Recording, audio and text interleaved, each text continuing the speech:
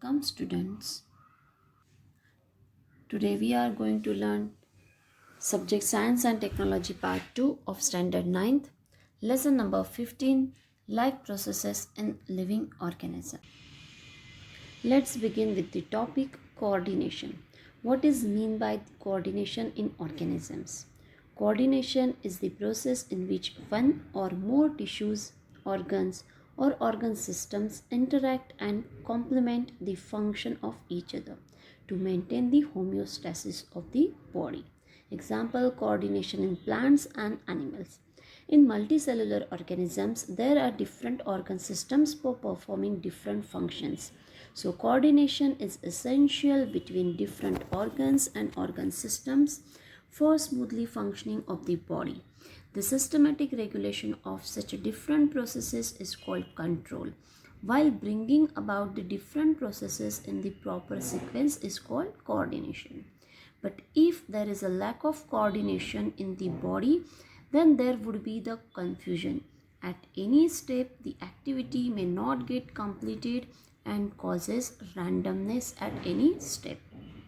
So there is need of having proper coordination between internal activities of the body resulting from various factors like body temperature, water level, enzyme level, etc., or stimuli arising in the surrounding environment. Also, proper coordination between various systems of an organism helps to maintain a state of equilibrium, which is called homeostasis. Now let's learn in detail about coordination in plants. Basically, plants do not have the nervous or muscular system like animals for coordination. But in plants, the coordination is brought by the movements shown by them, as you can see in the different pictures. Movements shown by the plants explain that there is a coordination among the plants. The movements shown by the plants may result in the growth of the plants or not. Depending upon this, there are mainly two types of the movements shown by the plants. First, growth relevant movements. Second, growth irrelevant movements. Growth relevant movements, also called as growth dependent movements. The movement or growth of any part of the plant in response to an external stimulus is called tropic movement or tropism. The movement shown by the plants towards the source of light is called phototropic movement.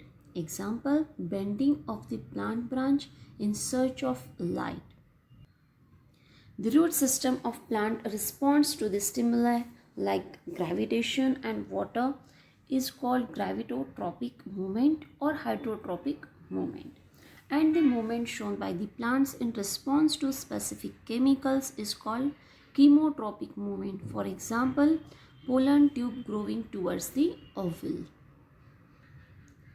Now we move ahead with the second type of the movement shown by the plant, that is growth irrelevant movement, which is also called as growth independent movements.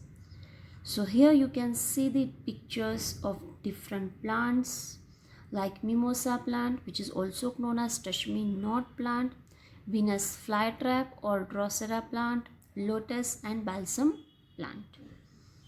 These plants show the movement as the way of bringing coordination, but it does not result in the growth of the plants.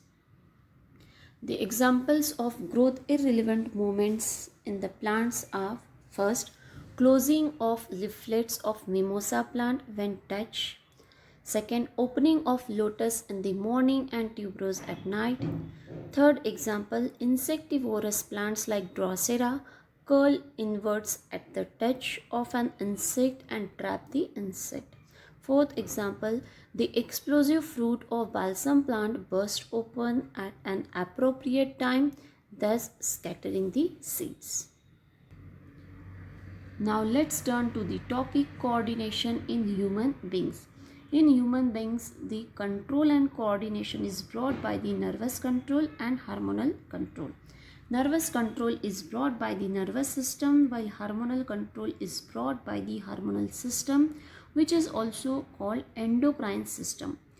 Now let's understand how the nervous control work out. All the five sense organs in our body, eyes, ears, nose, tongue and skin, called receptors. These organs collect information from the environment and send the message in the form of electrical impulses to spinal cord and brain through sensory nerves. Another type of nerves called motor nerves then transmits a response from brain and spinal cord to the effectors. An effector is a part of the body which responds to a stimulus according to the instructions sent from the nervous system. The muscles and glands are the effectors of the body. Here, spinal cord, brain and sensory nerves are the parts of the human nervous system.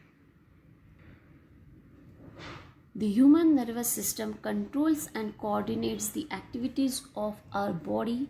It also controls all our behavior, thinking and actions.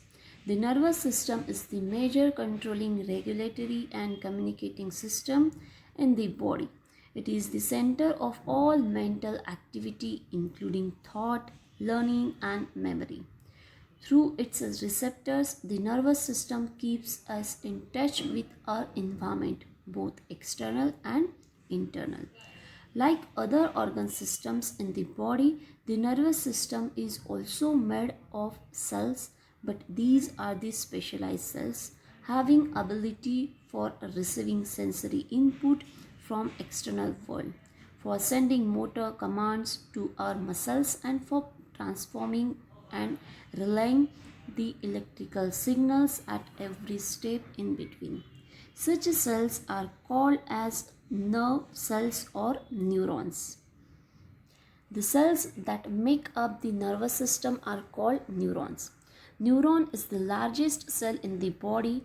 The structure of neuron is such that it can carry messages in the body quickly. These messages are in the form of electrical impulses or nerve impulses. There are the three main parts of neuron like cell body, dendrites and axon. The cell body of a neuron contains cytoplasm and a nucleus. There are many long and thin fibers arising from the cell body of a neuron. The short fibers are called dendrites while the long fiber is called axon. An axon is covered with an insulating and protective sheath called myelin. It is made up of fat and proteins.